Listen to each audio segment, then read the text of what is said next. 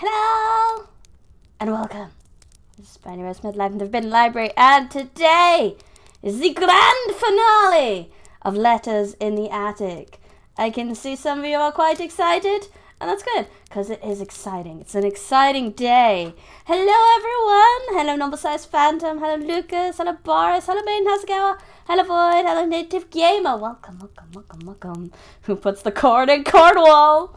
Who puts the Cornish in pasty? Not me, because I'm not from there, but still.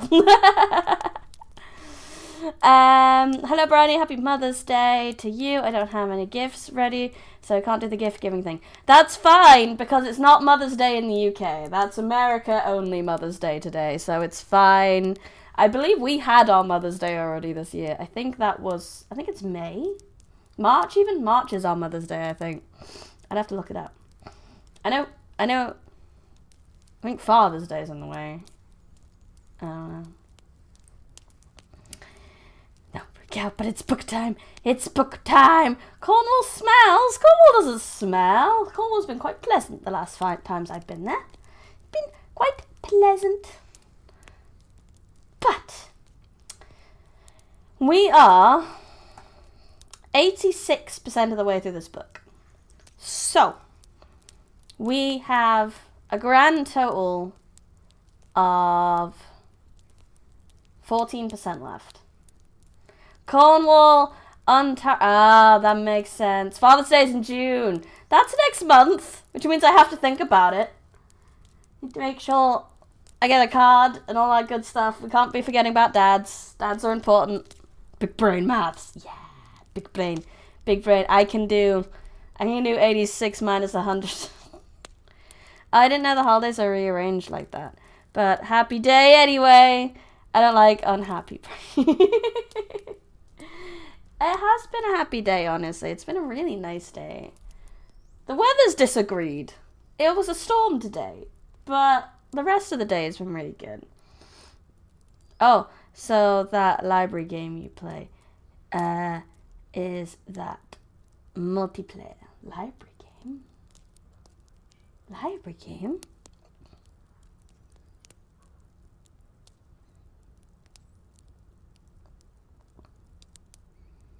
I don't understand. There's still a storm and raining right now, but it was actually really nice the other day. We spent time in the conservatory just building gunplay. It was great. But let me see if I can summarize 86% of this book for you. So, Letters in the Attic is about a young girl called Cammy.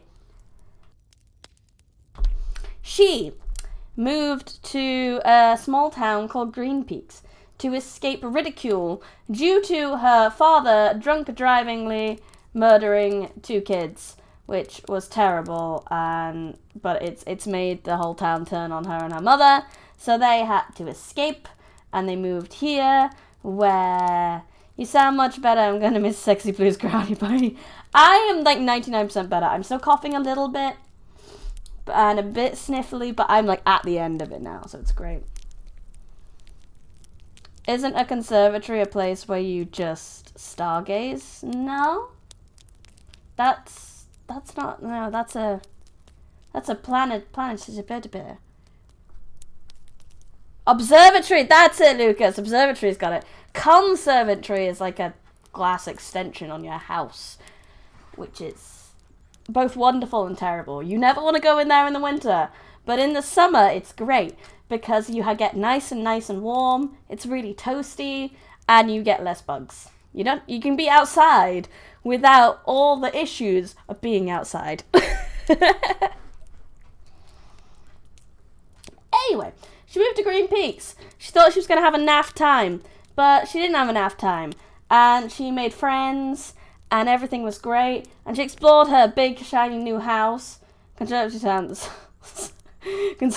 like something right side political. No, I believe that's conservatives.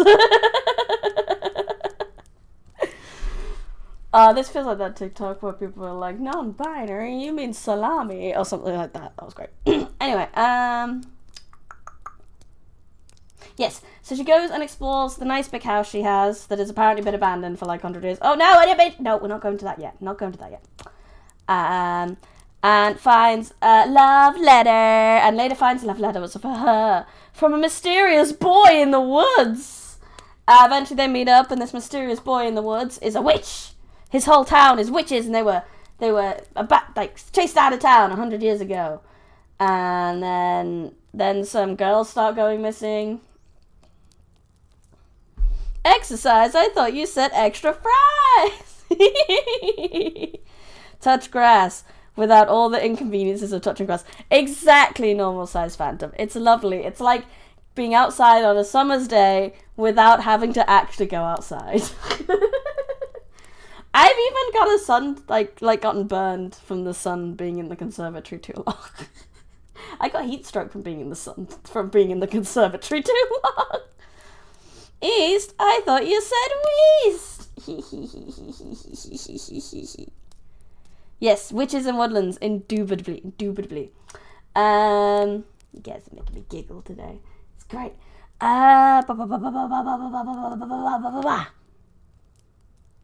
Yes, so she meets with him, she meets his family, then he, dresses up as a normal schoolboy and goes to meet her family and stuff.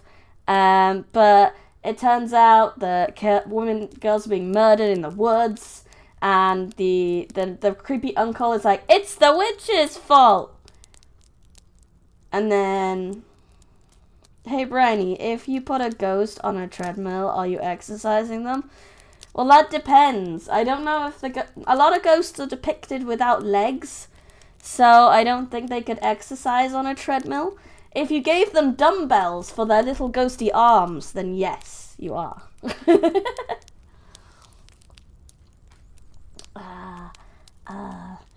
And eventually she gets called out to her friend on her birthday. She got a new car for her birthday and she was going to go show her bestie. But turns out it was her creepy uncle that stole her phone. And he tried to murder her in the woods after murdering her bestie, which is real sad. We are all very sad that Natalie died and Bestie died. A creepy uncle is creepy, but creepy uncle also has the trust of the town. So while she was recovering from the many slash wounds that he gave her, he riled up the citizens, and now they're going to go, burn the witches! Burn the witches! And we want them to not burn the witches, preferably. We would like the witches to stay alive. That would be good. And preferably for the uncle to die. A horrible, slow death. That's what we want. And that's about where we're up to.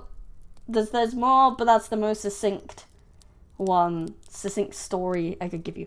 Natalie may be gone, but she will be avenged indeed. I hope she's avenged in the most brutal way possible. Let's go. Oh, hot tip that I feel like I need to mention. The witches cannot use their magic to hurt human beings. They cannot. Full stop. Because if they do, they get trapped in the body of an animal. So just so you know, they do have a nerf. They can't just insta-kill people. However, they can just fire bows at them. So, Chapter 29. Suddenly, I wasn't outside the hospital anymore. I was thrown back into the horrible memory I'd witnessed at the blossoming ceremony when Zeke's ancestors were banished from the town. In the memory, I watched the people lift their torches and pitchforks in the air, crying for the eradication of the witches. I blinked, and the torches were replaced with modern-day flashlights and cell phones, their beams lighting the quickly darkening night and throwing cruel shadows that danced around the mob. The women here wore jeans and jackets instead of dresses, but the look of pure fury on their faces matched to those of their ancestors. The men's old-fashioned firearms transformed into the rifles and shotguns I was accustomed to, and I noticed several people wearing holsters with their pistols and revolvers on display ready to use. People were flooding the street, marching down sidewalks and crossing grassy lawns, all together in the hospital parking lot. I watched a couple of kids try to blend in with the crowd, crouching low as to not be seen, only for their mother to spot them and send them running back to their house. It was organized mayhem, and my uncle was leading the charge. They unlock the American spell, casting pew pew pew. Basically me thinking of myself in her shoes last stream. Her mum, your creepy uncle saved you. Me, but in her shoes. Mum, you're so responsible, leaving debt. Actually, wait. Oh, I'll wait till I'm healed up so me and Uncle can have a nice chat. Yeah, but if she waits till she's healed, they're gonna burn the forest down before she can do anything.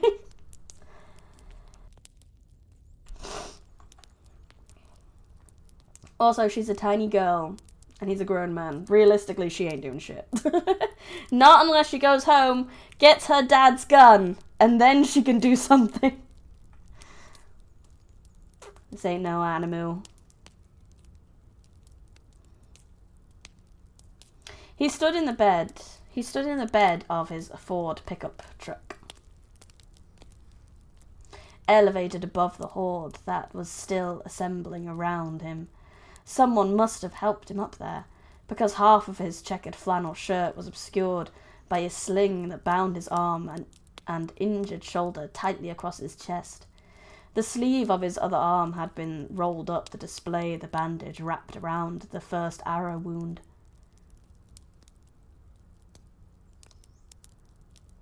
The arrow that had saved my life. I stared at his bandaged arm with disgust. I knew without a doubt that he was showing it off to keep his sleeve rolled up to flaunt his battle wound. Look at what those animals did to me, the bandage said. I'm a hero for surviving their attack. Citizens of Green Peaks, Peter boomed. He didn't need a megaphone or a mic. His voice was already too loud in the darkening evening, his audience waiting silently for him to make his speech. It was eerie how quiet everyone became, like a heavy blanket had settled over the crowd, muffling even the sounds of their breathing. I hung back, using a rusted orange minivan to shield myself from view. A part of me was screaming that I needed to run, that a mob of angry people hell-bent on killing my boyfriend was the last place I needed to be right now, but I was rooted to the spot, staring at my uncle with my mouth gaping open like the rest of them. While the crowd seemed to be sharing the same look of awe and inspiration, however, I was pretty sure my face held a mixture of shock and indignation. I would say it's nothing personal, but it's personal. Alright, I'm done now. Fair. I call you all out here tonight so we could finally put our fear to rest and avenge the young women who were stolen from us. The Green Peaks serial killer has been identified as you, bitch! A low rumble rolled through the crowd, whispers and murmurs breaking the silence. Based on the number of weapons I could see, I figured everyone had already been clued in on what this assembly was about. But hearing the words spoken aloud by my uncle seemed to light a spark the mob had been waiting for. Some of you might be wondering why we aren't handing this over to the police or the FBI, Peter continued. But I think the majority of us know why it has to be us, you fucking idiots. This is starting to turn in Clive Barker's Nightbread. I hope it ends as violently. Honestly, I'm very unsure what the hell Cammy thinks she can do here. I really don't know either. This ending's gonna be good. Glad you guys are excited. There were scattered shouts of yes throughout the mob, encouraging Peter to go on. In Green Peaks, we take care of our own. We fight our own battles, and we right our own mistakes. We avenge our loved ones. Another wave shook the crowd as the people cheered their agreement. The energy in the parking lot was equivalent to that of a state championship pep rally.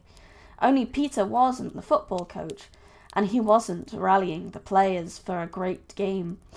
He was preparing the mob for the slaughter to come. Earlier this morning, another young woman almost lost her life. My niece, Camille Stone. Peter looked back towards the hospital, and the crowd followed his gaze as if they could see through the hospital walls and take in my poor, wounded form. I tried not to gag at the ridiculous gesture, and made myself even smaller behind the van. Luckily, I was able to save her, and barely made it out of those woods with my own life. The woods are indeed cursed, my friends, but not with the spirits of the past. The monsters are real. And the evil breathes and walks through the trees at this very moment, just waiting to strike at us again. Are we going to let them continue their wickedness? No, the people screamed. It's time for justice to be served, once and for all. Peter ended his speech by lifting his free arm towards the sky. His fist punched the air as hard as a gavel swinging to strike a lectern. The judgment passed at last. The crowd responded by raising their weapons and flashlights into the air as well, a war cry erupting from their throats as one. Oh yeah, here's something I had in mind last stream. Could the entire village get charged for deforestation? I thought about that from last stream, but I don't know if deforestation illegal, or is it only in protected forests that it's illegal? I do not know what the law is on deforestation, so I'm not sure. Hello, SPXD, speedy person. Hello. Welcome to the stream. Angry mobs are well known for their investigation abilities. They really are. Crowds always be doing shit like this, am I right? Yeah, they do be. Deforestation law versus deforestation gameplay. For a moment, I saw myself pushing through the crowd, jumping up onto the truck and shoving my uncle aside to tell everyone the truth. That he was the monster, and the people in the forest were the true heroes that had saved me. Am I allowed to chat, or is that interrupting book? You are allowed to chat, don't you worry. Feel free to chat. But as my feet turned to carry me to the platform, I felt a sharp tug around my navel, as if a force was holding me back. Don't. A voice whispered in my head. The breath was low and warm, just a trickle at the back of my mind, but I immediately recognized who it belonged to. Come find me. Zeke's voice began again. His words were fainter this time, as if he was speaking down a very long tunnel while walking away from me. Hurry, Cammy. Hello, Jabab, welcome. As long as you don't try to derail with a topic that is relevant. Yeah, other than that. Keep it on topic, then you're allowed to chat. I awarded my uncle and his band of executioners one last glance before ducking completely out of sight.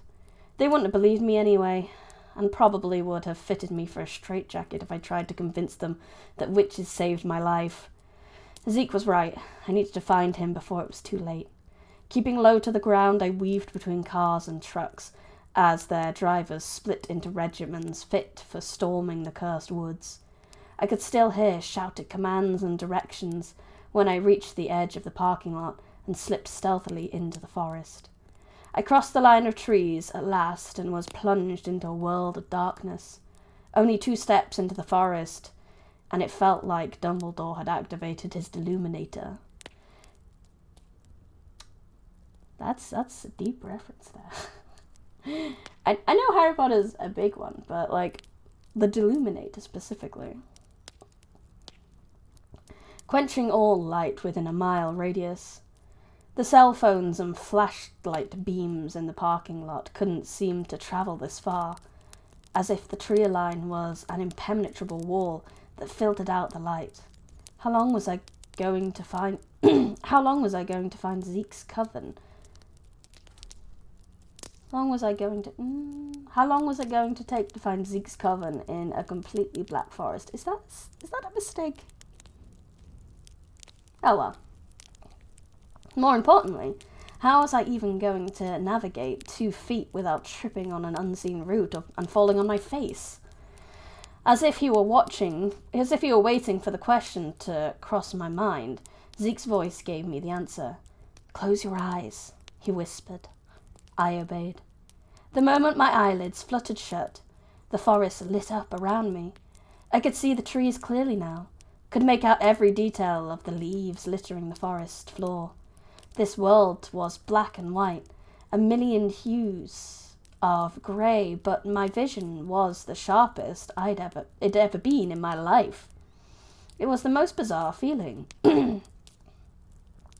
Seeing with my eyes closed, I touched my eyelids tentatively to confirm they were really shut. When I was satisfied this was truly happening, I lowered my hands, grasped at the path that had been illuminated before me. It was a sparkling blue fog that hovered a few feet above the ground, starting directly in front of me.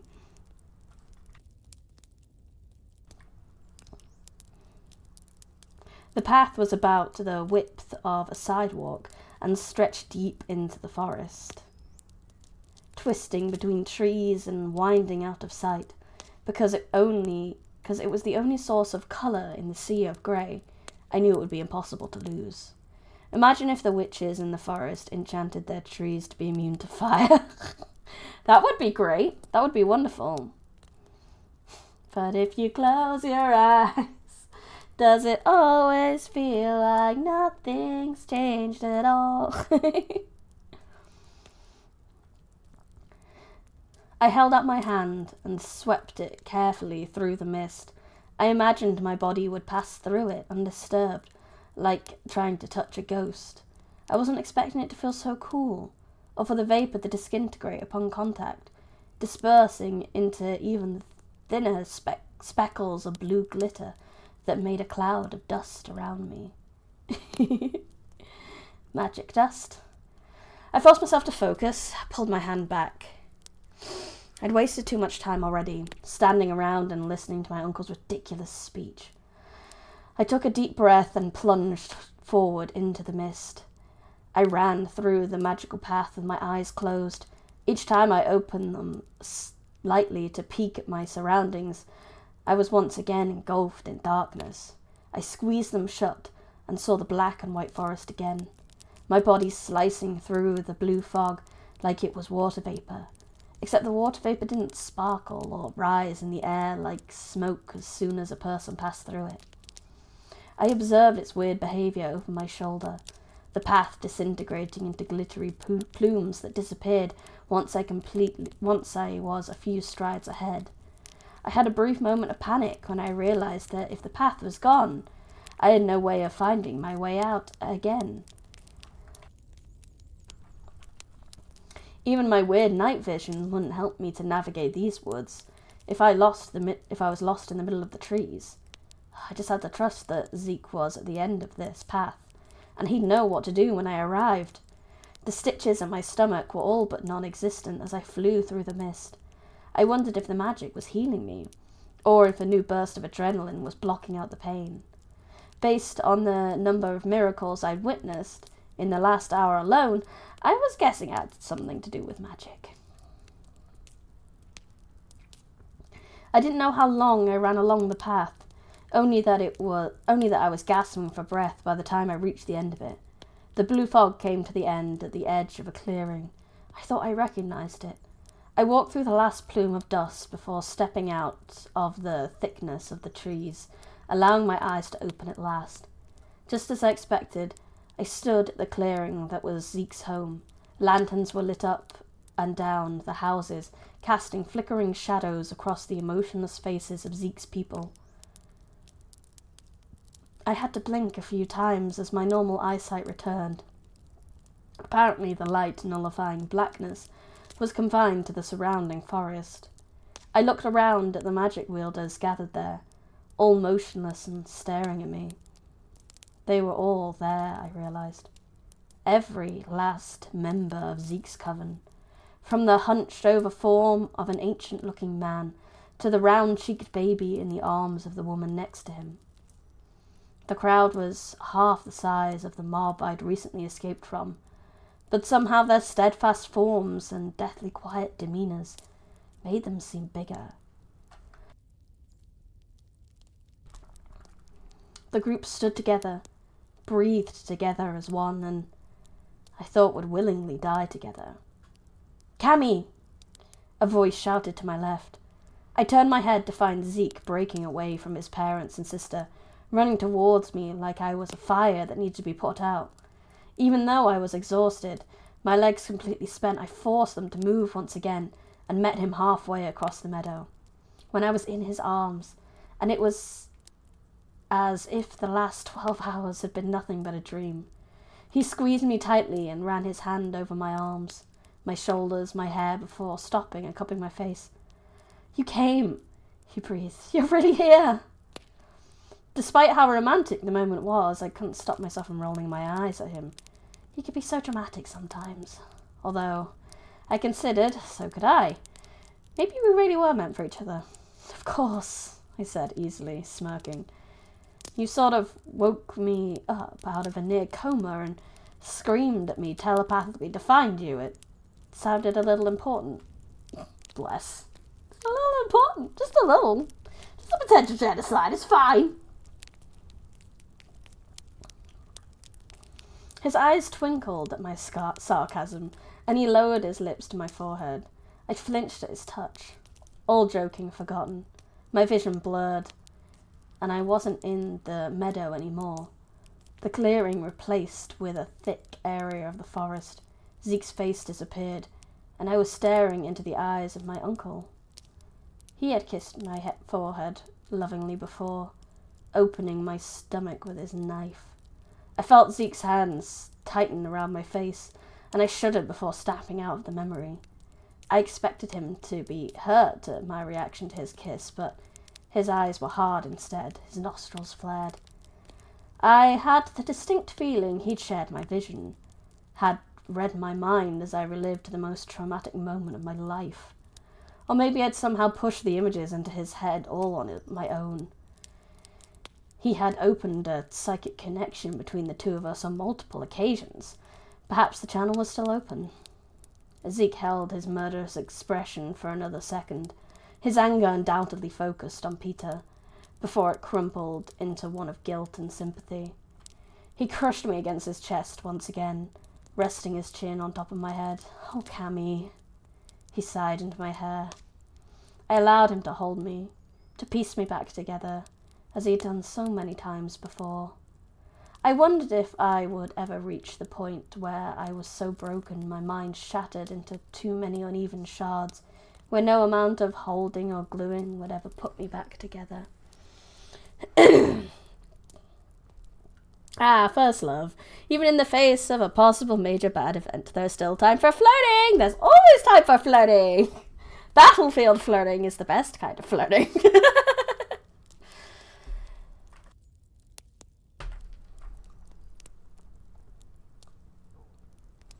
Someone sniffed behind us, and I was suddenly all too aware of our massive audience. I pulled back and gave the spectators closest to a timid peek. Their faces no longer expressionless. They actually appeared moved by our reunion, with soft eyes and warm smiles. So I smiled back shyly before returning my gaze to Zeke.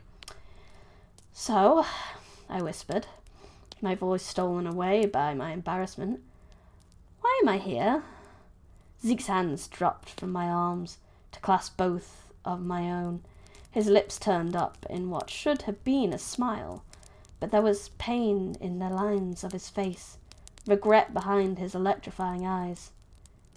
"Because we're leaving." "Yeah, fair. There's literally a mob after them. Leaving is probably the best idea." "What?" My breaths were deafening. In a now silent meadow, I looked around at the faces that had smiled at me moments before, their eyes now downcast and avoiding my own. For the first time I noticed the knapsacks and leather satchels strapped across chests, and dangling precariously on fur-bound shoulders. Everyone was packed and ready to go, waiting for me, but why? Did I come all this way just to say goodbye? Zeke squeezed my hands again, pulling my attention back to him, recognizing the fear in my eyes. He quickly added, "We want you to come with us, of course." Of course. As if it had been obvious. But there was nothing obvious or logical about what was happening here. Why would Zeke's people want to take me with them? I was an outsider. An outsider who lived in a town that murdered some of their ancestors 100 years ago and was currently preparing for another round of slaughters. How could they trust me? Nearly a complete stranger when they clearly could trust no one else. Why? I felt the word escape my lips, and internally cringing at myself. Apparently when under stress I was only capable of speaking in interrogatives. That's a big word. Zeke didn't seem to mind my one-worded replies. His voice turned gentle and slow, as if he were talking to a frightened child. "The townsfolk are in the forest right now, trying to find us," he began calmly. "They shouldn't make it out here with the cloaking spell we dropped. But it's only a matter of time before they find us again and finish what they started. It's time for us to move on." I shook my head at his reasoning. I knew the mob had surely progressed into the trees by now and were bound and determined to eradicate witches for the good, but I wasn't asking for their motive for leaving. I needed to know why I'd been included in their escape plan. Swallowing the lump in my throat, I searched the faces of Zeke's people until I found one I was looking for. While everyone else avoided my gaze, her eyes were trained on mine, as if she'd been waiting for me to address her. "You want me to come with you?" My voice was barely a whisper, but I knew Alexandra heard it. I wondered if she caught my inflection on the words, "you." If she knew I was asking her specifically, and not the rest of the coven. Teleportation spell? Maybe they have one sorted, who knows?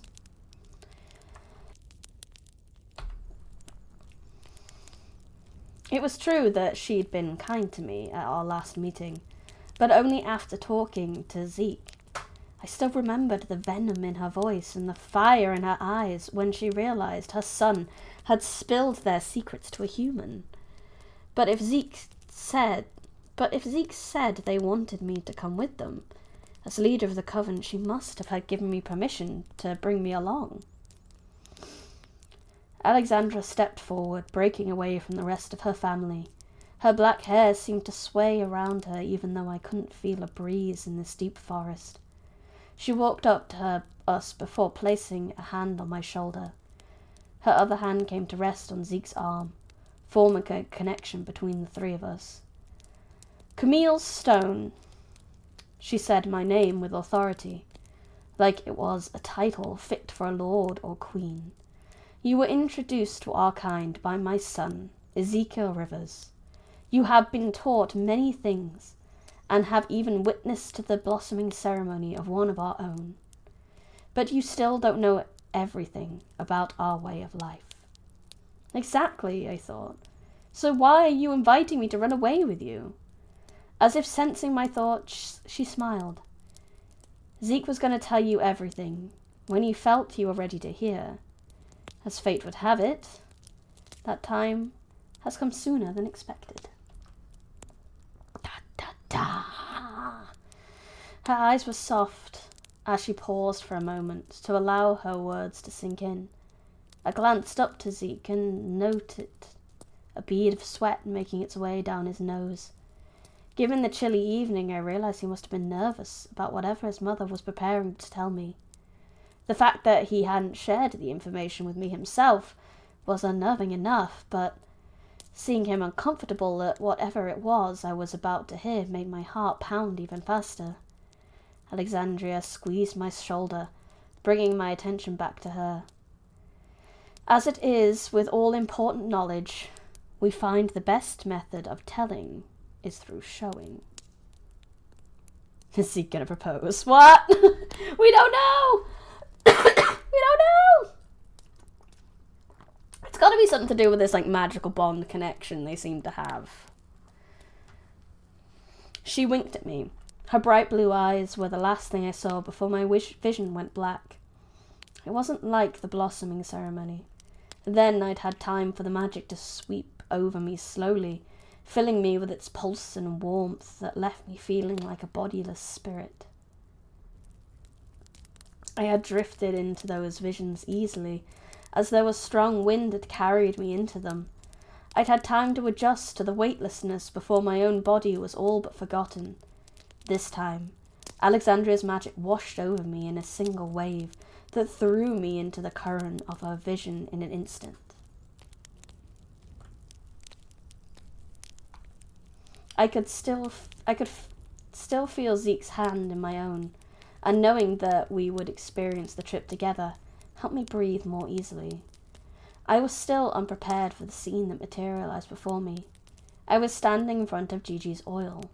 The brick building appeared newly constructed, with perfectly clear windows and fresh paint displaying the gas station's name. Just like in the memory played behind the eyes of Zeke's great-grandfather. My distance to the ground was nauseatingly high. I looked down at my hands that were wiping themselves on an oil-splattered rag. Large, calloused, and tanned from the sun, I knew I was in the body of another male. The emotions of the stranger filled me as though I were experiencing them for the first time. I was tired, burnt out. My life wasn't going as planned. I used the dirty rag to wipe my brow, not caring if it smudged my face with oil. I could have removed it with magic, of course, but I didn't feel like putting forth the effort. It was taking all of my energy to simply exist. I was contemplating the meaning of life when a shiny Model T rolled up to the pump. The first things I noticed were the white gloves gripping the steering wheel as if it would fly off if she loosened her grip. The woman removed a hand and with shaking fingers brushed back the blonde locks, concealing her face. There was no makeup or any of that gunk women felt the need to paint over themselves those days. Her face was plain, with a long nose and thin lips that were puckered in a grimace of distaste. "Stupid hunk of metal," she cursed, as she all but fell out of the vehicle. My feet moved on their own accord. Dropping the rag, I caught the woman in my arms before she could hit the pavement. Her brown eyes stared up into mine, and my crappy existence faded away. The hole in my heart I didn't realize existed was suddenly full. It made my eyes water. This was the reason I was here. This was the part of me I'd been missing. The woman smiled shyly, and then the scene dissipated. I was in a meadow with the same woman and a man standing before me. They faced each other with their hands held between them, and I recognized the man's hands as the ones whose body I just inhabited. Their eyes were glued to each other, as if they were all that was left of the world. My own hands stretched forward and tied a simple white ribbon around their joined wrists. I spoke in a high, calm voice, a female's voice, as I conducted a ceremony as old as time itself. The magic in the air was palatable. The ribbon snaked along their hands, stretching, thinner and glowing bright gold in the midday sun. My heart swelled as the couple whispered the words that would seal their lives together. Soul to soul, I accept this binding. I welcome nature's gift, my other half in you. Mate to mate, we become one. The ribbon transformed into a thin golden thread before sinking beneath their skin. The scene changed again, and I was standing in the forest, the cursed woods, I realized, recognizing the trees I'd walked through so many times with Zeke. I turned and looked towards the entrance, past the line of trees. A wave of irritation washed over me, or rather whoever's memory this was, at the sight of the red truck parked in front of the house. My house, I thought distantly. We were in the part of the forest that stretched into my back garden. And there was my aunt and uncle, waiting patiently in the truck's cab. The person whose mind I currently occupied wasn't thrilled to see them. I felt his annoyance at my family and a sudden urge to use magic against them. They didn't belong here. I'd have to be creative and find a way to keep them away from the house I'd sworn to protect. Then another car crunched its way up the driveway, a large SUV. The woman behind the wheel threw her door open and sprinted to the truck, crushing the other woman in a bear hug. I stood my ground as a man swept out of the truck, followed by a dark-haired girl who took the time to walk around her mother's vehicle and closed the gaping door. The girl turned her head towards me, and I saw my own curious eyes appraising the vastness of the trees. My heart stopped beating.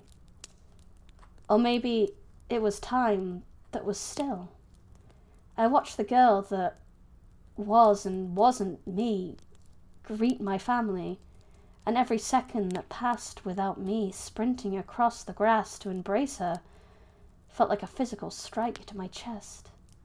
The pressure was overwhelming, and the realization that was happening caused my legs to buckle beneath me. I perched on my hands and knees, acclimatizing to the fullness in my previously empty chest. I counted my breaths and looked to the ground at the puddle I'd nearly fallen into. Out of the water's reflection, I saw 2 electric blue eyes stared up at me. I gasped as I was thrown back into my body. Strong hands gripped me before I could collapse onto the ground. I looked up at the same face I'd just seen in the memory. The man whose life had shifted as soon as he laid eyes on me. Zeke. My soulmate. I tried to wrap my mind around the craziness of that notion. I'd never been a huge believer in soulmates, but then again, I'd never given magic much credit either before I'd moved to Green Peaks. If magic and witches could be real, why couldn't there be soulmates? What was more... Sorry, I needed to cough. What was one more piece of supernatural discovery in the wake of everything that had happened to me?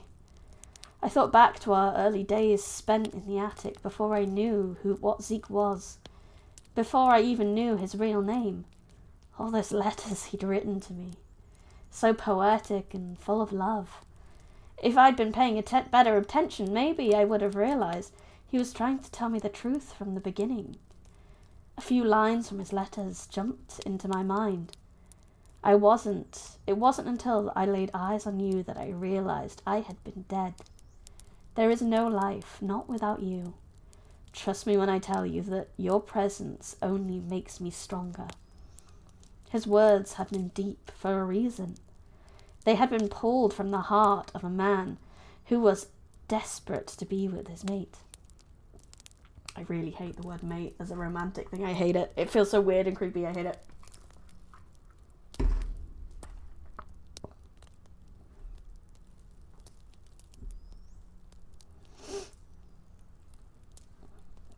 What better way to express your true feeling than sharing your exact... Honestly! If people could do that, because then we'd be forced to empathize too, because she got a taste of the feelings as well. Literally put in someone else's shoes. Literally.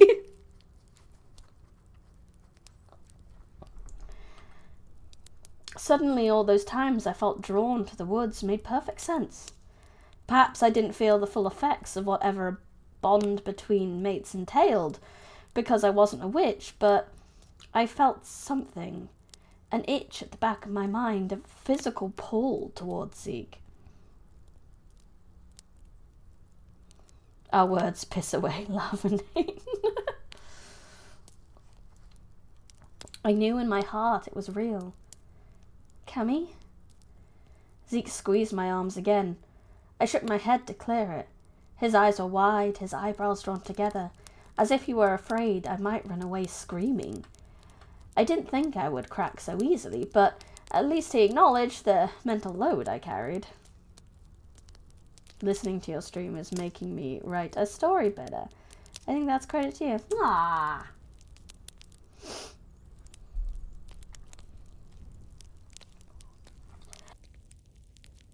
Sorry, I needed to cough again.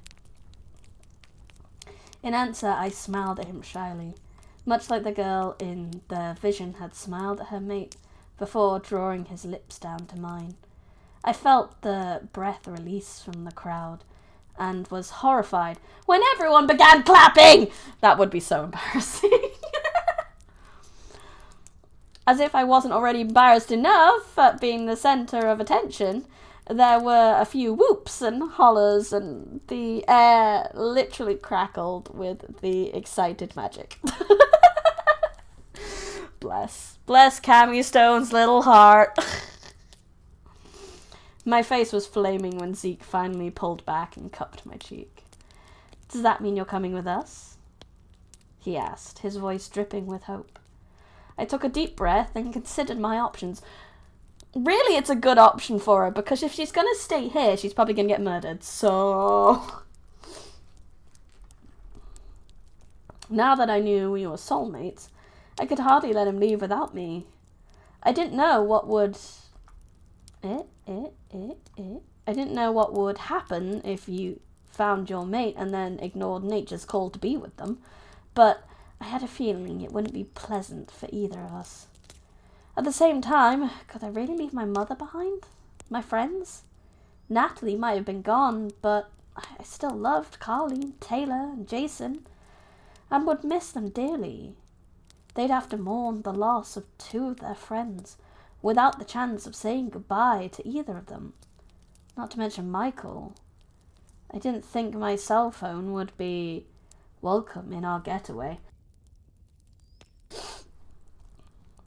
Kinda glad I didn't experience what Cammy did for when my fiance confessed about crush back when we were in high school. We were so awkward.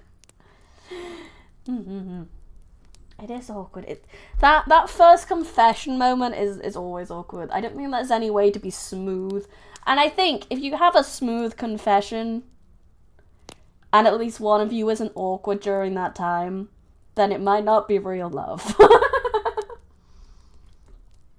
Love is awkward. I wonder if Zeke shared his memories with everyone that convinced them the first time they... I don't know. He seemed to just say one thing to his mum and be like, bitch, she's my soulmate. If you make her leave, I will cry. I don't know. It was an impossible decision. Stay with my friends and family or run away with the love of my life. It's not like your family is normal anyway, a voice in my head remarked. I'd almost forgotten about Uncle Peter, and the fact that staying in Green Peaks would mean facing him again. Not even my mother believed he was capable of the evil acts he performed. I'd probably scream about him being the murderer until they finally decided to lock me up in an asylum. Imagine actually conversing, trying to be smooth and not doing the finger tappy thing. Zeke's just a skibbity Rizzler. He is the Rizzler. But if I didn't go back, I'd be leaving Peter free to continue his killing spree. I couldn't allow him to take another life, not when so many had already been taken in my name. I had to stop him, but how? You're thinking about your uncle, Zeke murmured, breaking me out of my daze. Could soulmates really read each other's minds? Or did he just know me well enough to discern that I wouldn't be okay with leaving him behind, free to kill again? Whatever it was, I was grateful I didn't have to explain my conflicting thoughts. He needs to be stopped, I said simply. My nostrils flared at the idea of him walking around spreading more lies. Isn't there anything we can do? Zeke's eyes left mine. I followed his gaze to Alexandria. The small witch looked regretful, but she shook her head. We can't intervene any more than we already have. She said quietly, if we cause him any harm, the person whose magic is used will lose their earthly body. I cannot sentence any of my people to that fate. The forest was silent as I processed her words. No leaves rustled, and no owl graced us with a hoot out of the darkened trees. Even the rest of the witches was silent, and still as they waited to hear my decision. No one moved. Except one. Lucinda Rivers stepped forward. Her white hair glowed in the torch's flames, and her wrinkled hand didn't shake as it gripped the walking stick, pulling her towards us. Despite how frail she appeared, there was no hint of weakness in the former Coven leader's voice when she broke the silence. I'll do it. I'm not sure if Cammie's gonna kill her uncle, but Grandma's gonna!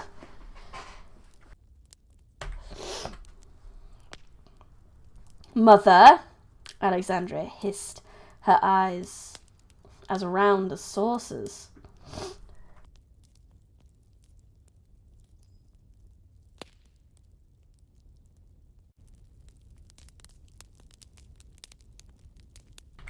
Honestly, I would prefer if Cammie just pulled a gun on the guy. I would love her to just pull a fucking gun. Because if a witch does it, then the town's gonna have more fuel to the fire. If Cammie does it, then one, it would be badass. And two, it would be just a fellow human doing it. Also, she'd have even more of a reason to leave with Zeke because she'd be wanted for murder. Yay!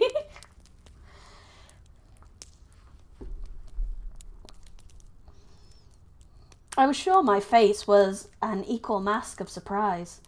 I'd only spoken to Lucinda once, and the impression I'd gotten was that she was a warm, loving grandmother. One you would expect to sit quietly by the fire while she knit sweaters and fuzzy afghans. She might make tea when you were sick and sing you a song to fall asleep. She wasn't the type of woman I expected to lay down her life for a complete stranger. That sort of action was always reserved for the young characters in stories that sported a hero complex. Somehow this frail, white-haired lady didn't fit that stereotype. The gnarled tree branch she used as a cane thudded softly against the earth. When she joined our party at last, I could barely pick up on her wheezing breaths, as if breathing loudly stole too much energy. Zeke released me and placed a gentle hand on Lucinda's elbow. I was about to do the same thing out of instinct for her safety. The woman looked like a strong wind would blow her over. Grandmother, Zeke echoed. It was both a greeting and a question. I glanced back and forth between the magic wielders. The 3 generations of Rivers gathered before me. Alexandra's expression had taken on a similar look to when Zeke brought me to their coven for the first time. Eyes hard, nostrils in danger of flaring at any moment. She was glaring at her mother, like she had just crossed some impassable line. Don't act like you don't know it's the right thing to do, Lucinda said gravely to her daughter. Her voice held the air of a teacher reprimanding her student for failing a test. Both of the women's shoulders were squared tensely at the universal sign of stubbornness.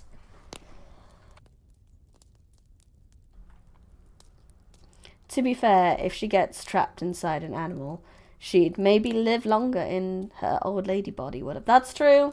Some animals do not live very long. Officer, was self-defense. He was being weird with me. I plead the fifth. Yeah, I don't think they would believe that, unfortunately. Also, if Cammy shot her uncle, they would all find some way to turn it against Zeke and the Zeke's. Yeah, they would. This is the problem. If he dies, then the village is going to turn it against them. But that's why they're leaving, so it's fine. It's all good. As long as they fuck off, it's fine. Alexandria shook her head. It's not about what's right and wrong. It's about losing everything. Don't you realize what you'll be giving up? Lucinda cackled, a high, pealing sound that shook her entire body. Zeke's grip on her tightened, no doubt in fear that she'd knock herself over with the motion. You mean this old bag of bones? She said between chuckles, gesturing her bent form. A new body will be a vacation from this wrinkled tomb, even if it has scales or fur. I watched the altercation between witches with tightly pressed lips, barely allowing myself time to breathe. I didn't want Zeke's grandmother to be stuck in the body of a random animal, but we were running out of options. And time. Shouts echoed through the trees.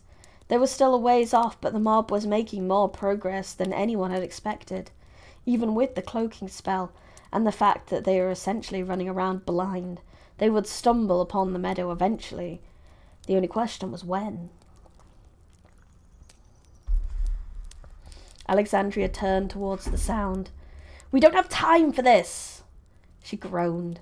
She glanced around at the crowd, at her people. We need to leave now. Even with the urgency of her voice, no one moved. All eyes were trained on Lucinda, waiting to hear what she'd say next. She is legit saying she's going to profit from this. New body? Profit! Murder a dude? Get a new body? Sounds like a great idea.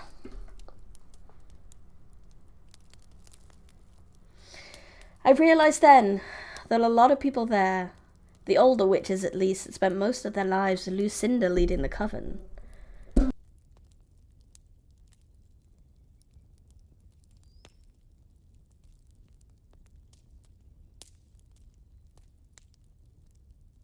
Oh, wow. Yeah, there we go, cool. Sorry, I knocked my mic for a hot sec there and it came undone for a minute, but we're back.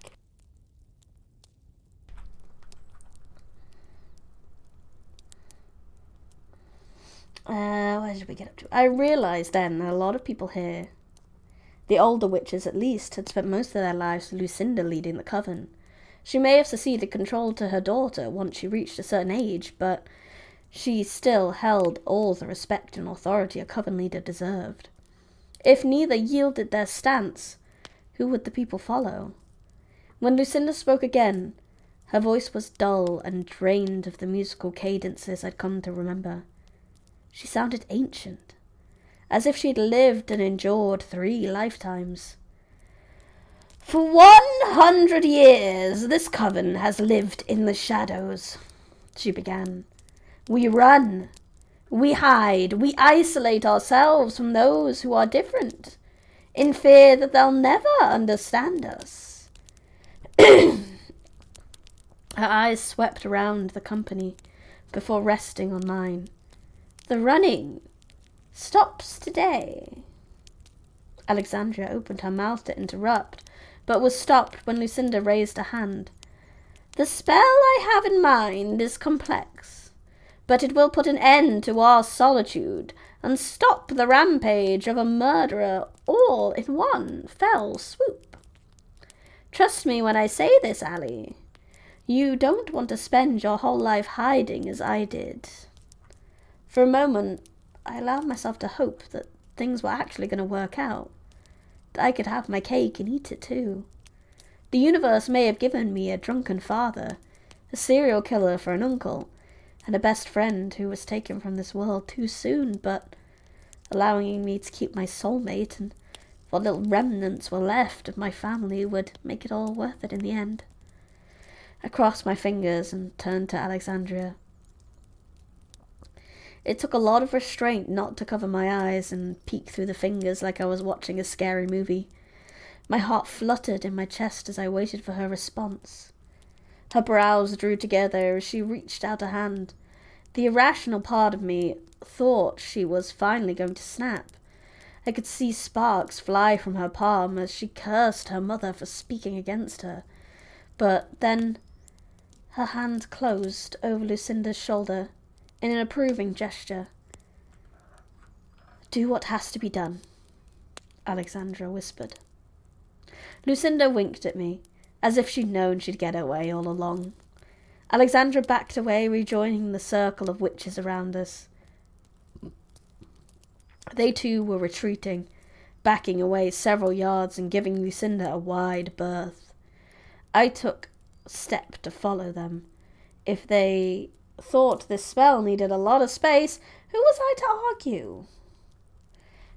I didn't want to be left in the blast zone, but before I could set my foot down, Lucinda tugged me back. "This spell is the kind that requires a link to the target. Hair, nails, blood, something similar," Lucinda explained. "I understand you're his niece, so your familial bloodline should do the trick." "Oh no." I stared at the old witch blankly, feeling my heart plummet to the ground. She needed a familiar link? Someone who shared my uncle's bloodline? But I wasn't a blood relative. My Aunt Lacey was the one I shared blood with. The sister to my mother. The only thing I shared with my uncle was a plethora of bad memories. My eyes widened as I realized what that meant. There was a choking sound at the back of my throat as I struggled to find the words to tell her the elaborate plan she conducted wouldn't work. Sensing my despair, Zeke spoke out for me. "She isn't related to Peter by blood, only through marriage." I felt my distress echoing through the crowd. Normally the face of calm, the witches were showing their discomfort through murmurs and shifts in weight. I noticed more than a few hands shaking along with nervous sparks of energy emitted from their fingertips. We were running out of time. Even if we abandoned our hopes of fixing everything, we might not make it out of the forest alive. The shouts were louder now, the mob closing in on us. Leaving the meadow now would likely result in a bloodbath equal to the one I'd watched play out 100 years ago. And it was all because of me. I was always the source of misfortune, always causing problems for others. I was such a hindrance that Zeke couldn't even look at me. He stared over the top of my head to avoid eye contact, I thought. Tears sprang into my eyes as my insecurities grabbed at me. His eyes narrowed, as if he were inspecting something. Then he did. The last thing I expected. He smiled, a huge, toothy grin that lit up his entire face. "Cammy!" he blurted. "Your hair!" "My what?"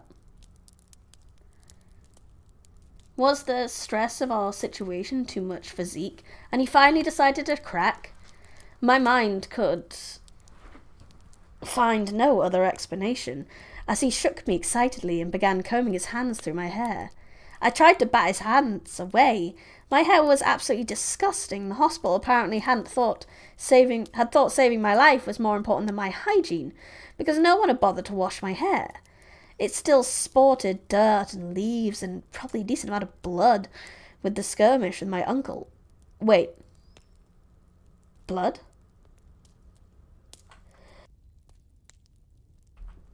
Oh my god! I gasped, finally understanding. As it turned out, there was a lot of blood caked in my hair, and courtesy of my uncle and the arrow wounds that had sprayed it all over my entire face. Lucinda raised her hands, and the blood lifted out of my brown strands and united in the air to form a solid red mass about the size of a baseball.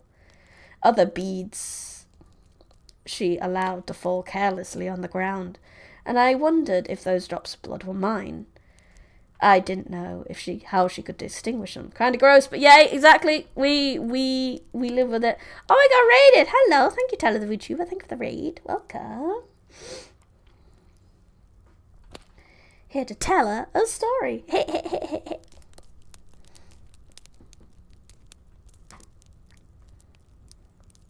But like most of the questions I'd asked about Zeke and his way of life, I figured it could be answered the same way. Magic, of course. Arm raised, Lucinda pointed her chin at the circle of witches, gesturing for us to move. I quickly obliged, pulling Zeke behind me. Brandy, that was horrible. I know. But it was worth it.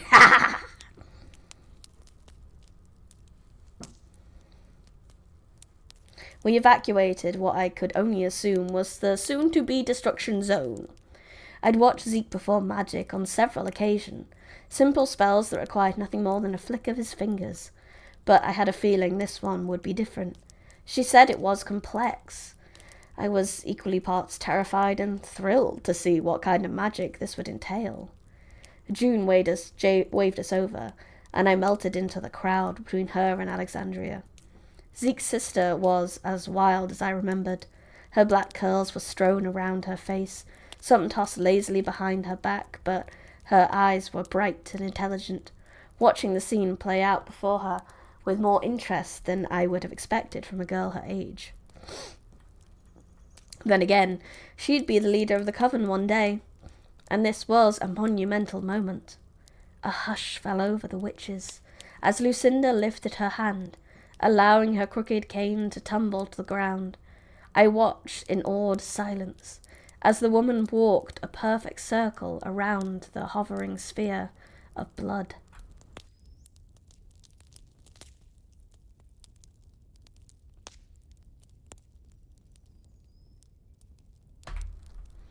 Her steps began heavy and slow, the kind of movement I anticipated from someone who had lived more than a century. But then she increased her pace, her feet moving lithely across the grass as she mumbled in low incantation. I could feel the magic charging the air, building more with every step she took. It was as if the magic was fueling her, giving her energy to continue and channeling more. After completing one orbit around the blood, her circling ceased.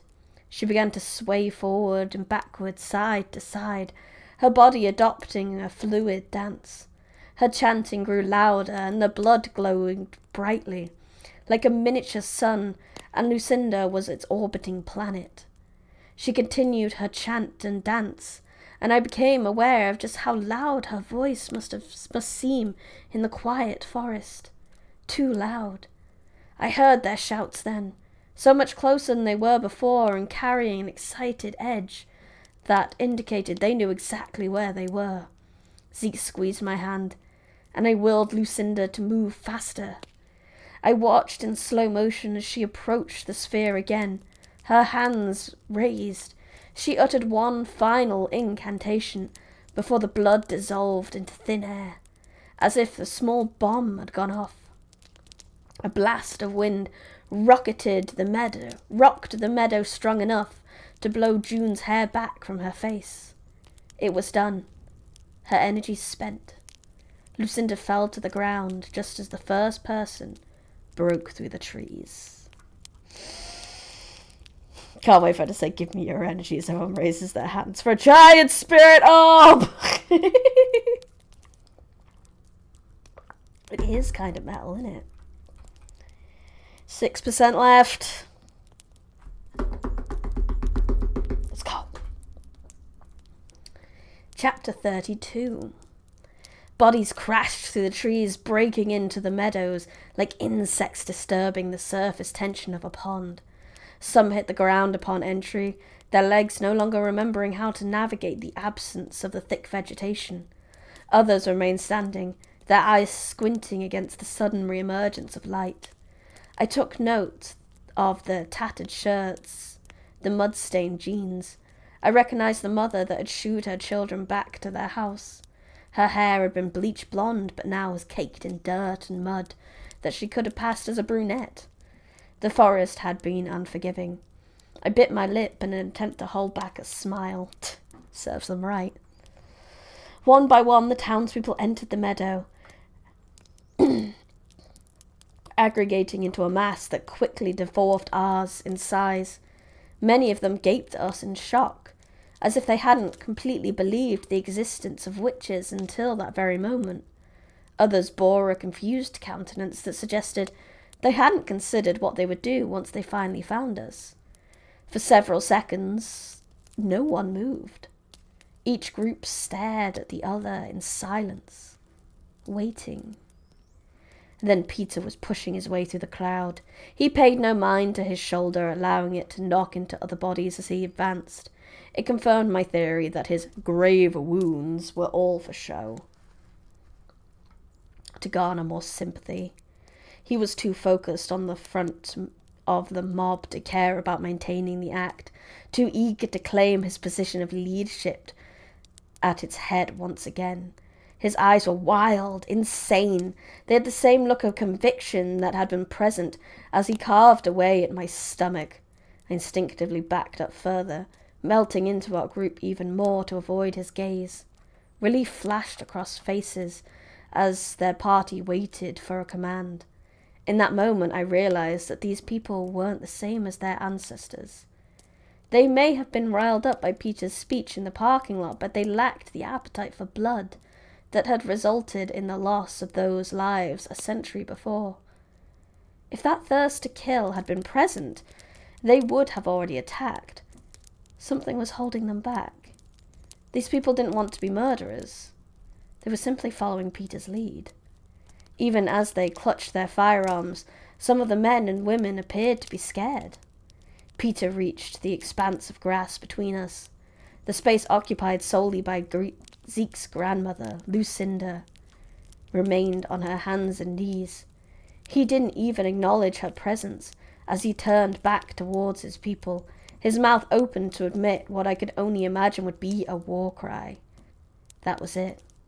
This was the moment we would die, or miraculously receive our salvation. The look of triumph that flashed across his face was only present for a second. Then there was a gust of wind, so subtle that I didn't even feel it, that swept lightly over his face and disturbed his thinning hair.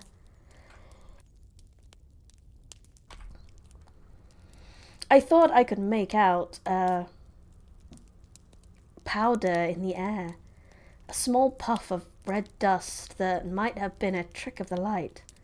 Peter gasped for breath in the foreign particles, his face falling instantly. He began to cough, choking on the air like it was poison. Lucinda raised her head, revealing a crooked smile. My heart froze at the sight. She said her spell would fix everything, that she'd take care of my uncle and the coven's isolation all in the same breath. But what if she changed her mind and decided to kill Peter instead? Green Peak citizens wouldn't simply turn around and go home if their leader had been suffocated before their eyes. This wasn't the way things were supposed to happen. Several people looked as if they were debating about running to Peter's aid. He bent over double as he struggled to breathe, his hands gripping his thighs, and his face turning pale. I held my own breath as I waited to see if my uncle would recover from this. Before I could lose my mind completely, the coughing ceased. Peter gasped as air entered his lungs, and colour returned to his face. When he finally released the grip on his jeans and stood up, I saw the change in his eyes. They were clear, calm, almost lifeless. I had a feeling the madness was hiding just below the surface, but for now it was subsided. For the moment his eyes were perfect mirrors, windows to the task he'd been assigned to execute. Peter turned back towards the mob. They were all staring at him, breaths held, as if they waited for his instruction. When he finally opened his mouth to speak, his voice held the same authority as it had carried in the parking lot and the gym as he conducted the school's assembly.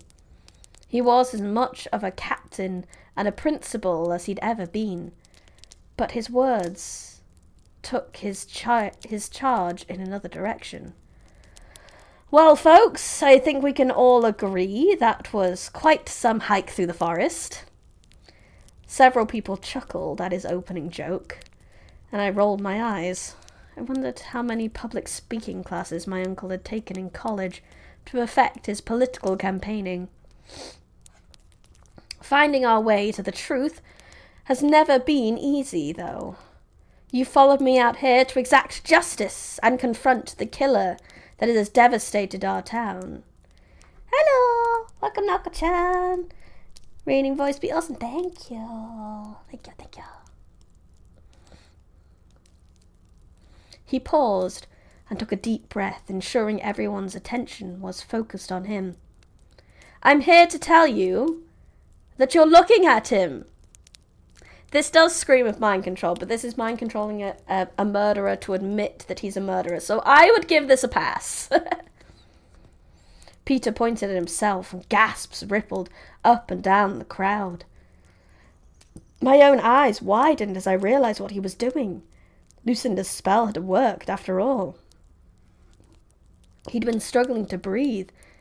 He hadn't been struggling to breathe. He had been choking on his own truth.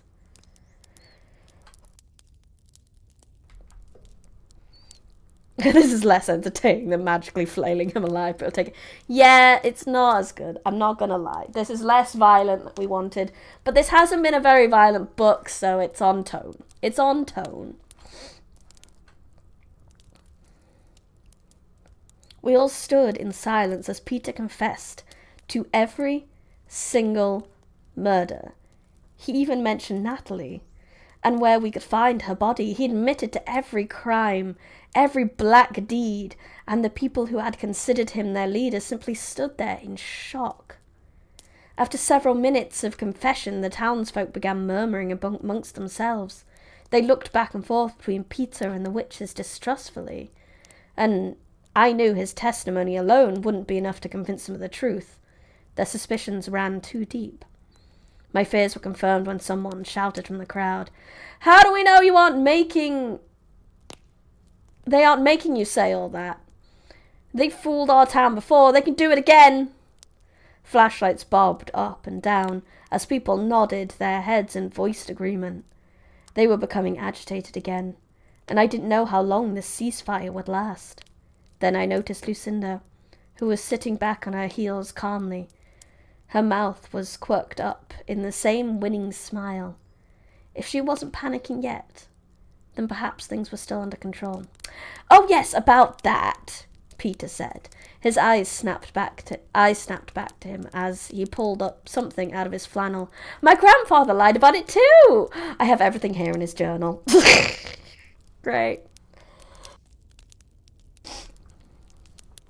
This time, I was the one to gasp.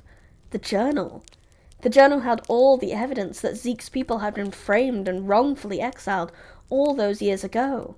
It would prove the innocence of the magic wielders and condemn Peter's grandfather in the process. It was the key to everything. And it appeared so conveniently. Suddenly, Lucinda's smile made a lot more sense. Whatever spell she'd woven had not only turned Peter into an honest man, but also transported the proof we needed right into his waiting arms. I vaguely wondered what else she had up her sleeve.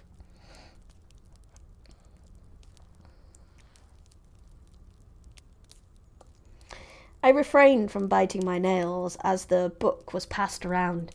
Men read over women's shoulders, and the screens of cell phones shed light on the truth. The younger folks snapped photos of the damning words before handing it off to the next person. Their faces twisted as they scanned the words, realizing just how long they'd been lied to. The progression went on and on. I stood next to Zeke, keeping silence along with the rest of the coven. I wondered how long this spectacle was going to last. I could just make out the moon through the canopy of trees, hanging in the sky and suggesting we'd already been out there for hours. Were we really going to get away with this easily? I watched people's rising anger, a steaming pot of emotions that seemed inches away from completely boiling over. But they weren't angry at the witches anymore. All of their hate and mistrust was being transferred to the one who had created the hate in the first place. My uncle. Peter stood in front of the assembly with one hand on his hip and the other arm bounded uselessly across his chest. He had remained emotionless through all of the excitement, but now I could see something growing behind his eyes, building in the lines of his face. His body seemed to be shaking. I recognized the shadows that filtered across his features. Jekyll was gone, replaced with the unhinged frame of Mr. Hyde. That's something I should read.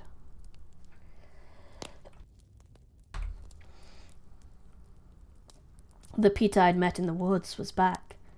Of course, Lucinda's spell had been temporary. I imagined it would be impossible to permanently change that kind of evil. She brought us time for the truth to be revealed, but now we'd have to deal with the fallout.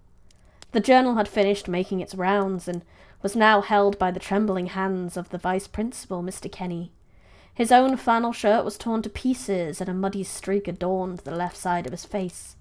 There was dirt powdered through his bright orange hair, and mud speckled over his glasses, but no amount of grime could conceal the fire in his eyes. Intertextual reference, train yourself for your lit GCSE tomorrow. Good luck, main Haskell, for your GCSE tomorrow. Good luck, good luck. You knew! Mr. Kenny spat. You knew everything we told you about these people was a lie, and you used it for your own gain? Why, Peter? What was the point of any of this? He waved the journal around, gesturing towards the congregation of witches, and then the sad state of their own group. Peter chuckled, as if his followers' fury was funny to him. Why? He quipped. You want to know why I lied? Oh.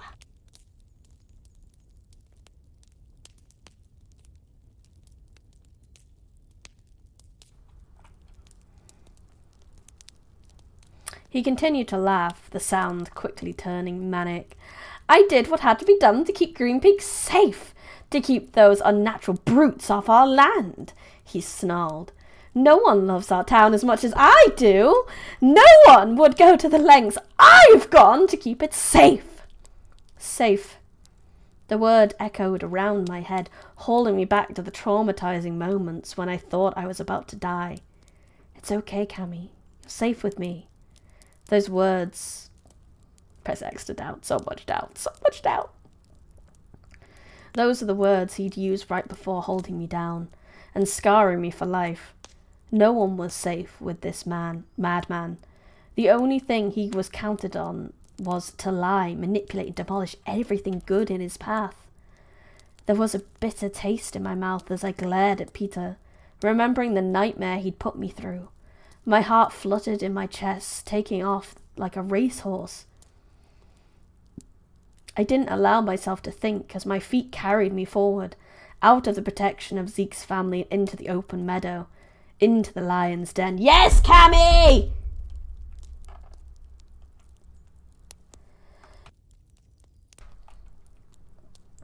How dare you! My voice shook as I neared my uncle, but I didn't allow it to slow me down. These people trusted you. I trusted you, but you turned out to be nothing but a monster. Mr. Kenny turned to examine me, and I saw recognition in his eyes. Many people were shifting to get a better look at me, at the girl whose uncle was a serial killer.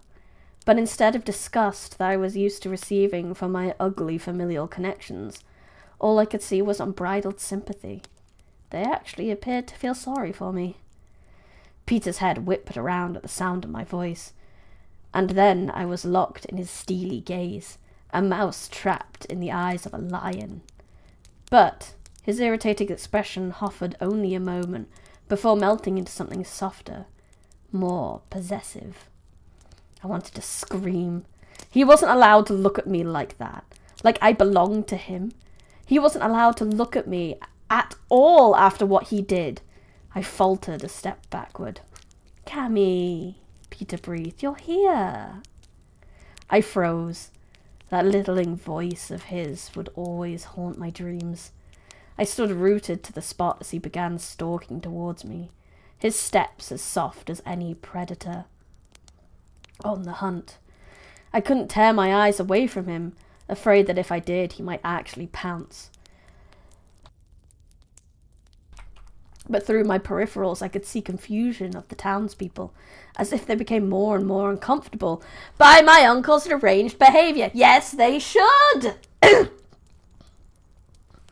Come back with me, Cammy. We'll go put all of this behind us and start fresh. We'll go somewhere new. It'll just be you and me. My nostrils flared at his words, and I struggled not to gag. Go away, Ryan Reynolds, honestly, Briny Street. I wished for a bad ending, but I really underestimated magical powers. Fair. Mr. Kenny took one look at my expression, and it seemed to jar him out of his trance. He handed the journal to the farmer standing beside him and broke away from the group. Hold it right there, Morse! There was a loud click as a bullet slid into the chamber of his rifle. The barrel was pointed towards the ground, but Mr. Kenny gripped the gun firmly and prepared to aim at Peter if the need arose. Peter paused his advance, but his eyes never left mine.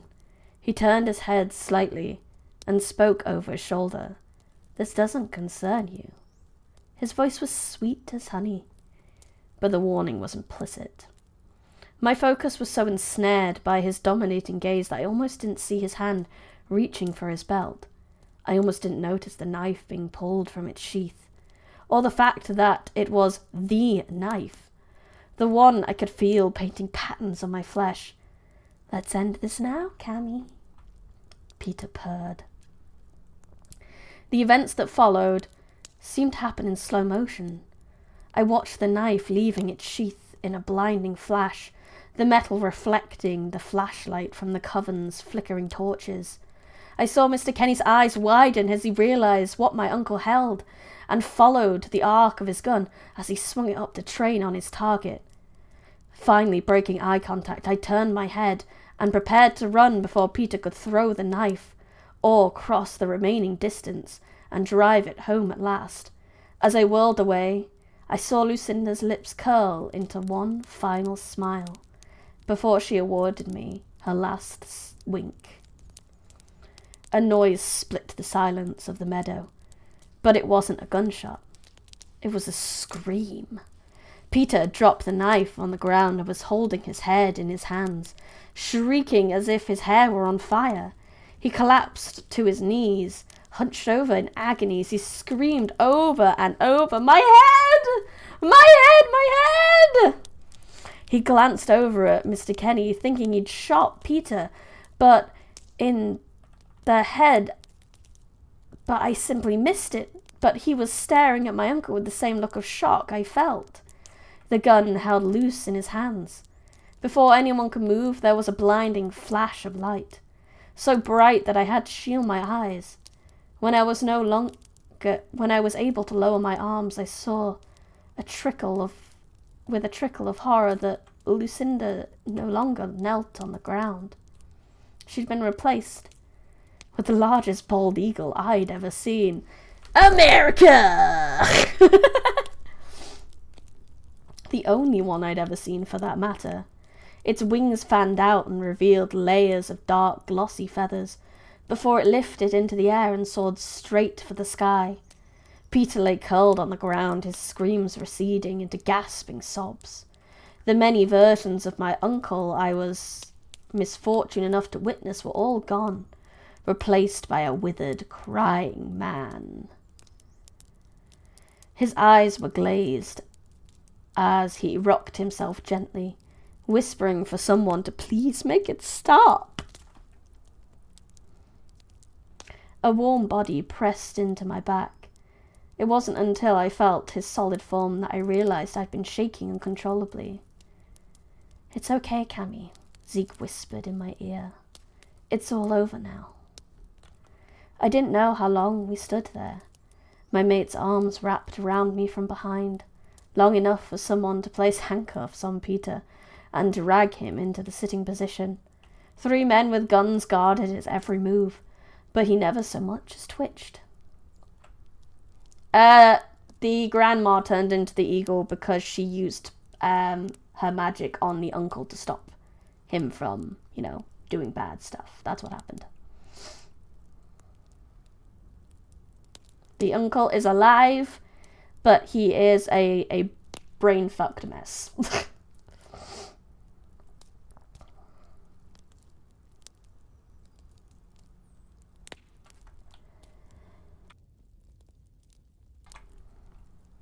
Surefire way to convince everyone that using magic against humans will turn them into monsters. Exactly. They've now seen, evidence of that as well, so hopefully that means the witches can have nicer lives now.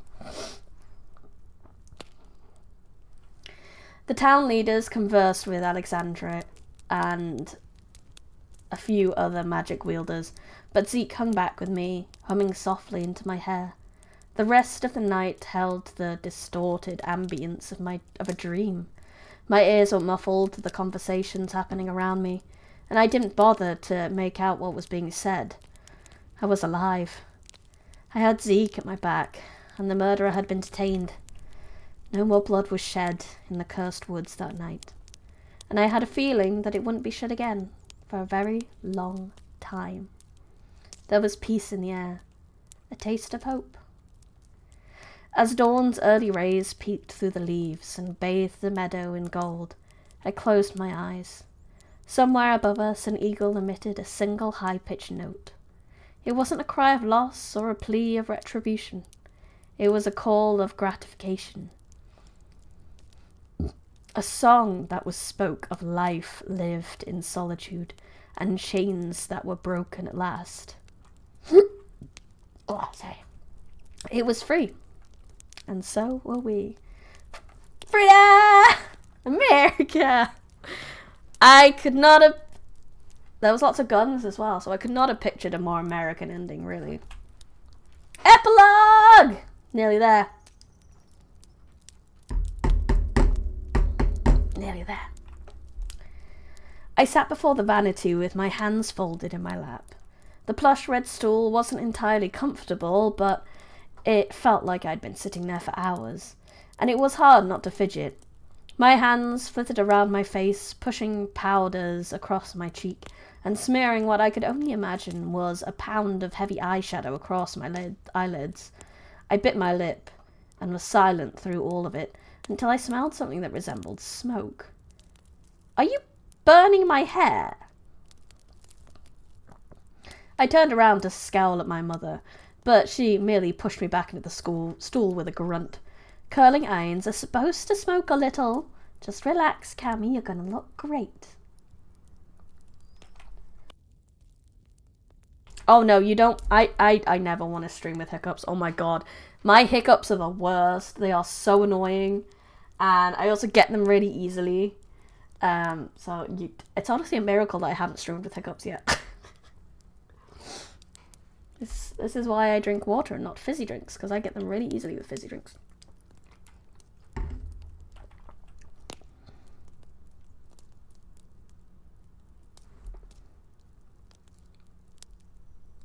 I groaned, agreeing to let my mum handle my hair and makeup had been an easy decision. She'd been gushing about my prom for months, and I knew I couldn't take this moment away from her.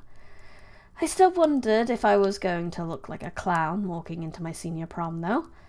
There was a knock at the door, and we both turned to see Alexandra peeking her head in. Her long black hair hung in the doorway, and I found myself wishing I had my own magical abilities to make my hair shine perfectly. "Come on in," Mum called with a smile. I never had to worry about her not getting along with Zeke's parents. She and Alexandra had been inseparable since the day I introduced them. They made an odd pair. My mum, an illusion of chaos, and Alexandra, the calm and composed coven leader who could get any job done. Their relationship reminded me of what I shared with Natalie. The door opened wide, and a short, wild-haired form darted inside before her mother could offer a warning. June bounced across the room as quick as a cat. Her leather moccasins?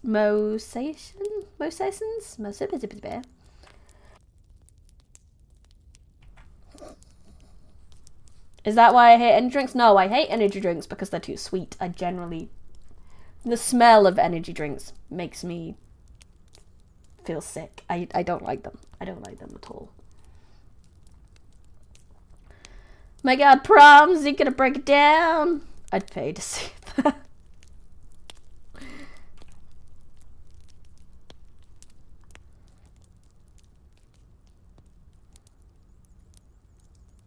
Silent against the hard wood.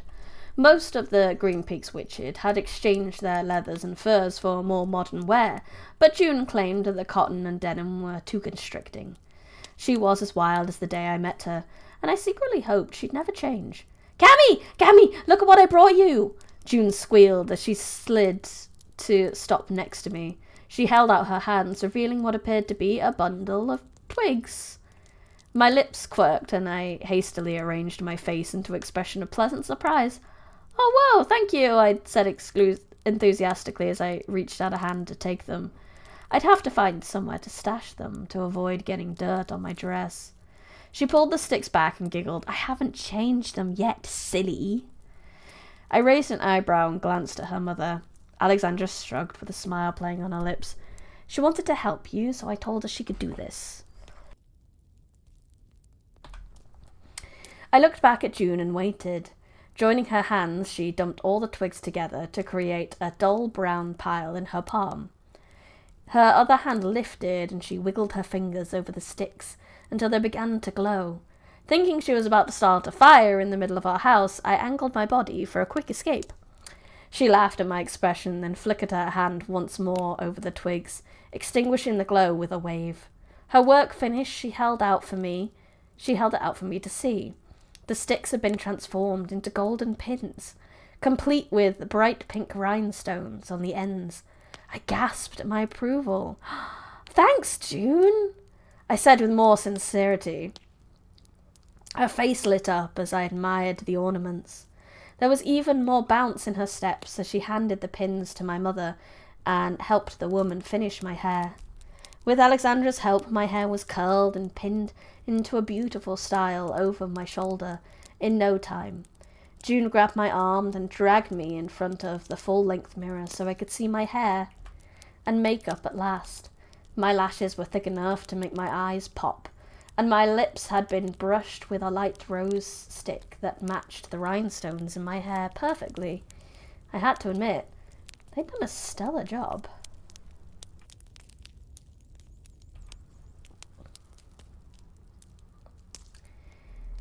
My mum and June went across the hall to grab my dress, and Alexandra helped me shrug out of the robe I'd worn to get ready. Without the robe, I stood in front of the chevril mirror in my bra and underwear, my skin exposed to the natural light shining through the window. I stared at myself in the mirror, taking in the scars that still decorated my torso.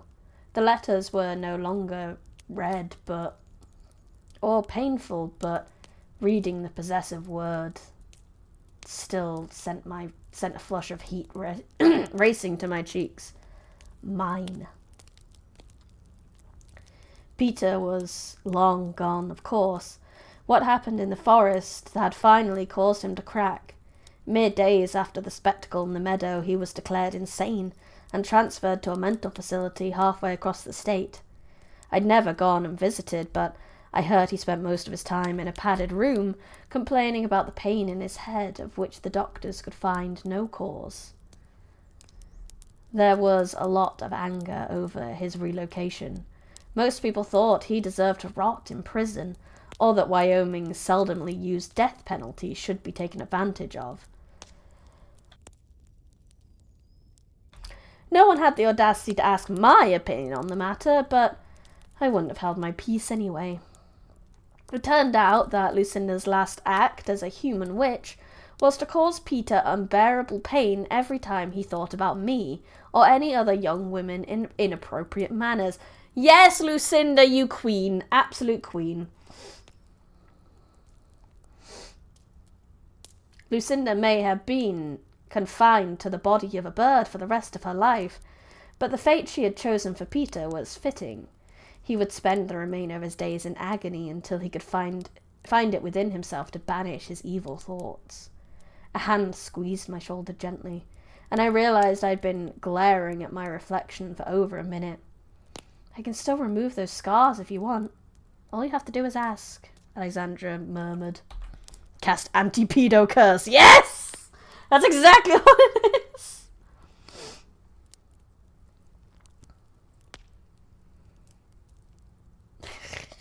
It's fine after every Halloween movie. Yeah, pretty much. Peter be like, crazy. I was crazy one. They put me in a room full of rats, but rats make me crazy. I wonder if that can be covered up with a tattoo. That's probably what I would do. Where can I learn the spell? You haven't been born a witch, Void. I'm sorry, you cannot learn the spell. I watched myself shake my head. After Peter had been taken care of, the witches were finally safe. One of the first things Zeke had done was to offer to heal my wounds and erase all evidence it had even happened, but I declined. It wasn't that I liked looking at the scars. They were an ugly reminder of all that I'd been through, and there were days when I wished I could magically forget all that happened. But the scars on my mind couldn't be wiped away with the wave of a hand. This kind of trauma would heal slowly, and every day took me a step further away from my past. I didn't want my external wounds to be erased by magic, when only time could heal me internally. My scars would heal together. Or I wouldn't heal at all. Alexandria just nodded, just as June bounded back into the room, followed by my mother carrying my dress. It was floor length with an open back, and was the brightest, most electric blue I'd found in a piece of clothing. The golden stitching was lovely, and the sparkles were a nice embellishment, but I chose it because it matched Zeke's eyes.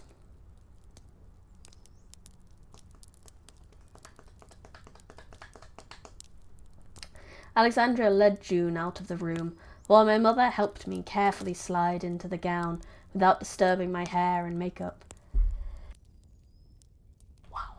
Let me take a drink.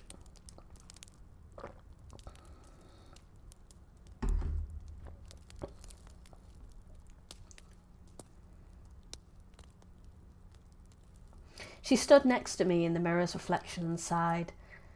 You're absolutely beautiful, Cammy. Your father would be proud of the woman you've grown up into. I know I am. I squeezed her hand and smiled, mentally screaming to myself not to cry and ruin all her work.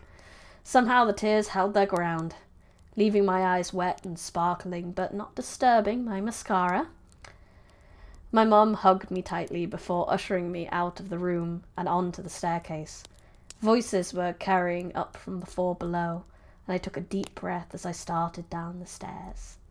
I knew there was no reason to be nervous, but that didn't stop my heart from pounding faster in my chest with every descending step.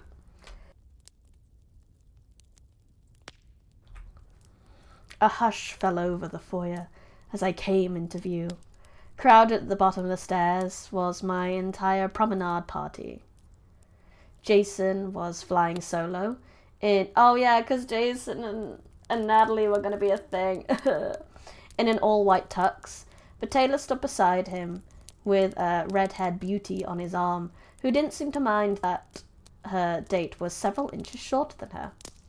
Carly had chosen a dark blue dress that brought out the green in her eyes, and was holding Oliver's hand. She smiled up at me shyly, and didn't appear to notice the way the magic wielder's eyes devoured her presence, as though she was the center of the world. Ah, cute.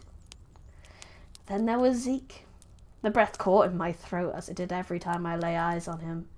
The black tuxedo fit him perfectly, curving around his chiseled chest and arms as if it were tailored for him. I decided the woods could keep his animal skins. I was never letting him out of the tux. A new thought popped into my head, and it seemed to speak in Natalie's voice. Trust me, girl, you'll be tearing it off him later, girl! You got this, girl! Oh, Natalie. I blushed as I reached the bottom of the step and accepted Zeke's outstretched hand. He arched an eyebrow at me questioningly, but I just smiled and shook my head. He let it go and took a moment to drink me in, his eyes raving over every inch of my body, and further deepening my blush. You look... He stammered, his own face turning red. Natalie... Yep. Wing girl from beyond the grave. We love her. We stan her. We wish she was still alive. I know. I laughed lightly. So do you. After a minute in which no one moved, Jason cleared his throat. If we're all done ogling each other, I'd like to get the show on the road. We laughed and followed him to the front door, where June was pretending to be a porter.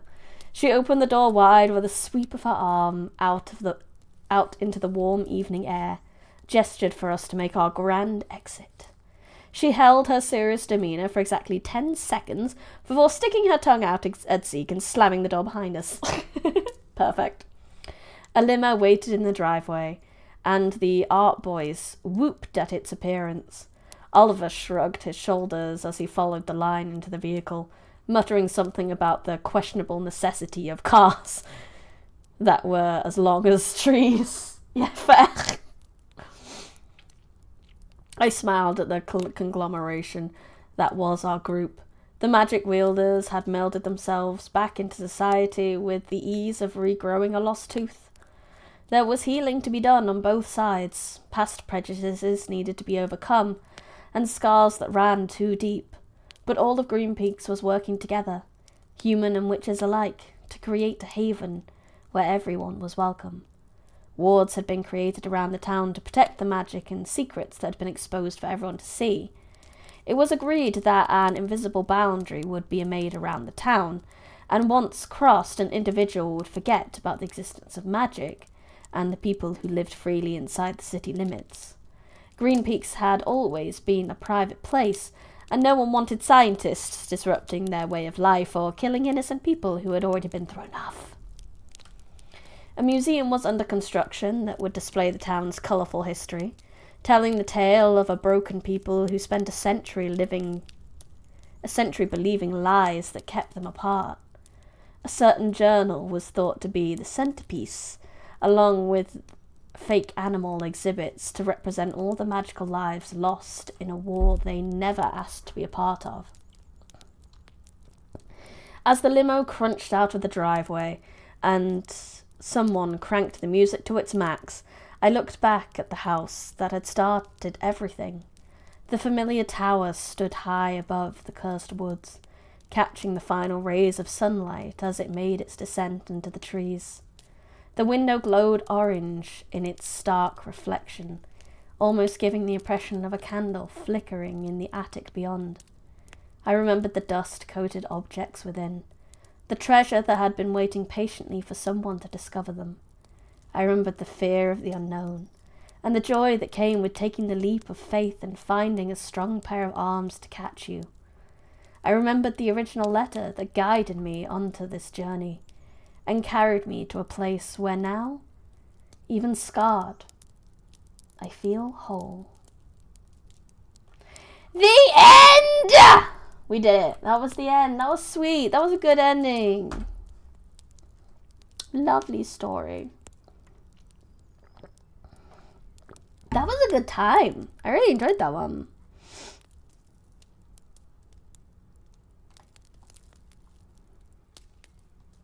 Do you like it? Fade to music, roll the credits. Do, do, do, do, do, do, do. Wait, why did I start doing like match of the day song there? That makes no sense.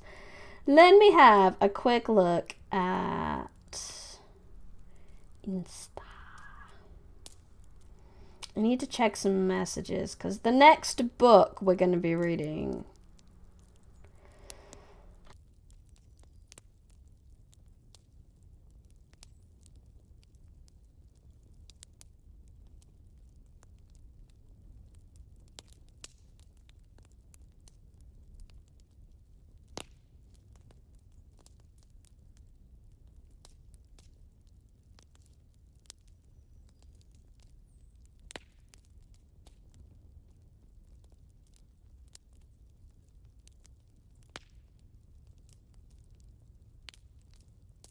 God damn it, sorry. I was muted to cough and then didn't.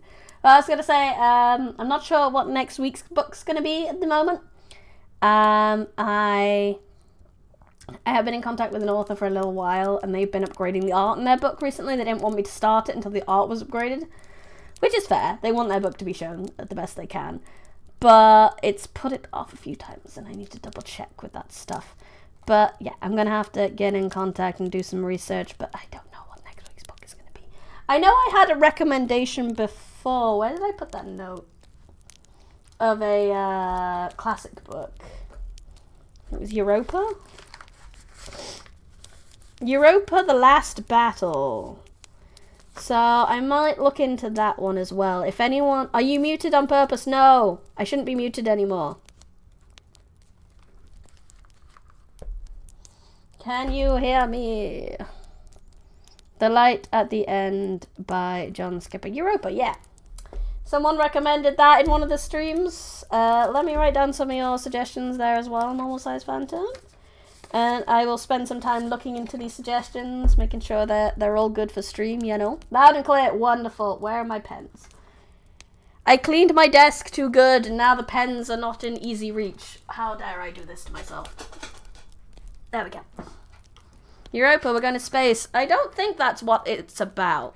I don't think Europa is a space thing. I'm not sure. I can hear you. I think YouTube may be slightly behind. Fair. That's why I never clean. I know, but I need to clean. Or my brain will get sad. It's for the mental health. So, Off Season by Jack Ketchum, not Ash Ketchum.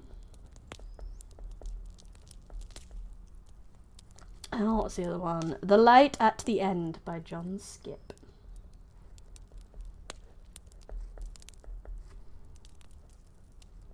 And John Skip. John Skippity-dippity-doo.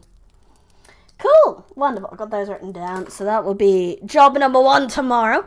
Well, job number, 3 tomorrow. Job number 1. Europa, it's either Europe, but translated... I don't know, should we have a look? Should we have a look now? I can do a little research right now. We can do a little on-stream research. We have, a few minutes left to stream. Europa, The Last Battle.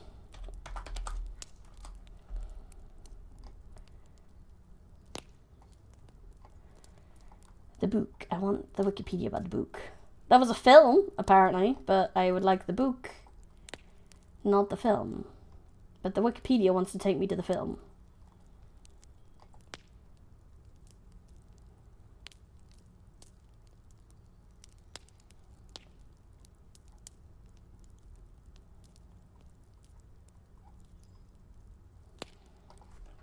Book.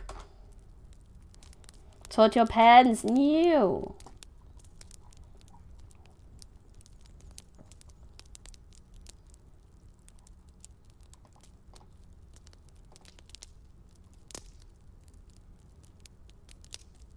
I'm confused on what this is.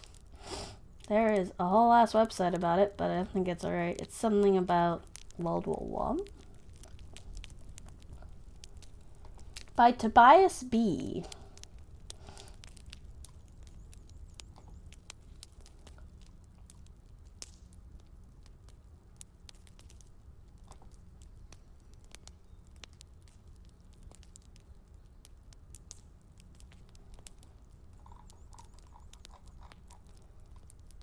In the mid-20th century, the world has only ever heard one side of the most horrific war in human history. Blah, blah, blah, blah, blah, blah, blah, blah, blah.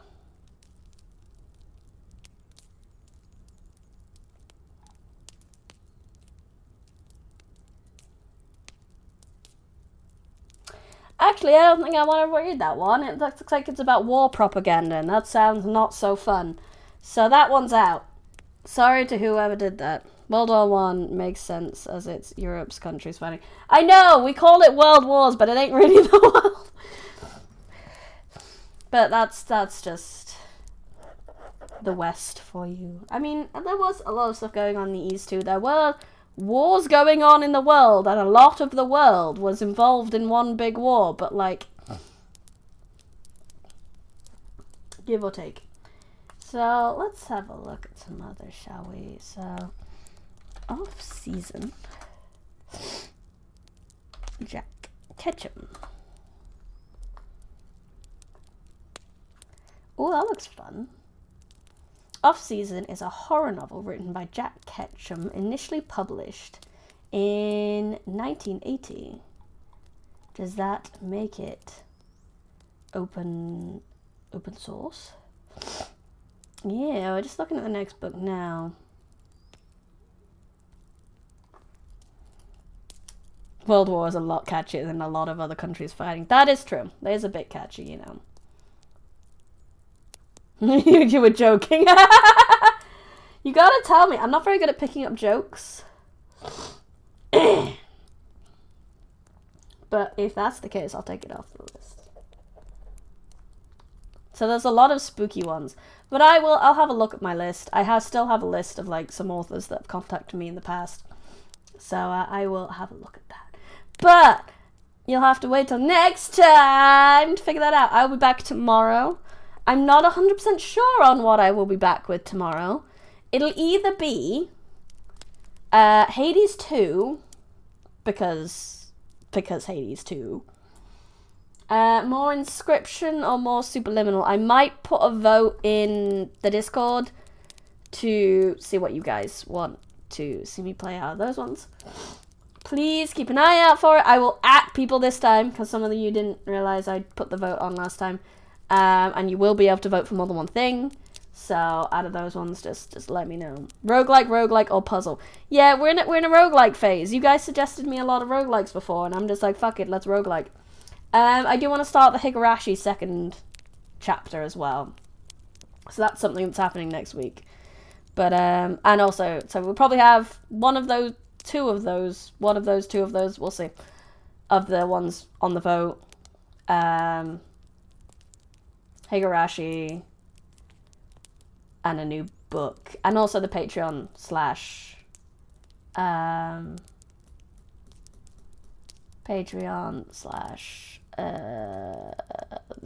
Patreon membership stream. That's also one we need to do next week, because we didn't do it last week because I was feeling a bit ill, but this week I'm feeling a little better, so we will definitely do that. But that's what you got to look for.